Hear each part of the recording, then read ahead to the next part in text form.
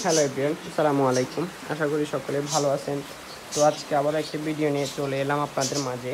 ভিডিওটা হচ্ছে যে আমরা বাচ্চা ফোটার পরবর্তীতে আমাদের কী যত্নগুলো নিতে হবে। আমি আপনাদেরকে দেখাচ্ছি যে এখানে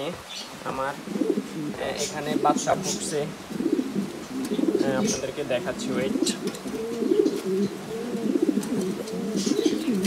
দেখছেন আপনারা, ওরা অনেক ডাকাডাকি করতেছে। এখানে একটা বাচ্চা হয়েছে, একটা ডিম দিছে, ওরা একটাই বাচ্চা ফুটাইছে।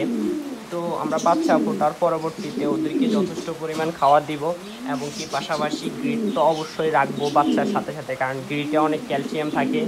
হ্যাঁ, এই কারণে বাচ্চার অনেক ক্যালসিয়াম থাকার কারণে বাচ্চার অনেক ভালো একটা গ্রোথ হয়।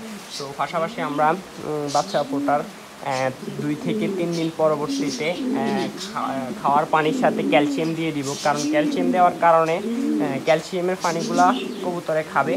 কবুতরে খাওয়ার পরবর্তীতে কবুতরে খাওয়া পানি এবং কি খাওয়ারগুলা ওরা বাচ্চাকে খাওয়াবে। তো কবুতরের বাচ্চাকে ক্যালসিয়াম খাওয়ানোর পরবর্তীতে কবুতরের বাচ্চার খুবই গ্রোথ ভালো হবে। গ্রোথ ভালো হলে কবুতরের কোয়ালিটি ভালো আসবে। তো আমরা অনেকে কী করি, কবুতরকে শুধু খাবার দিয়ে রাখি, ওরা বাচ্চা ফোটায়। তো ওই কারণে আমাদের কবুতরের কোয়ালিটি খুব ভালো আসে না। তো আমরা এই জিনিসগুলো মেনটেন করলে কবুতরের বাচ্চা আলহামদুলিল্লাহ খুবই ভালো আসবে। তো আজকের ভিডিও এই পর্যন্ত। আল্লাহ হাফিজ।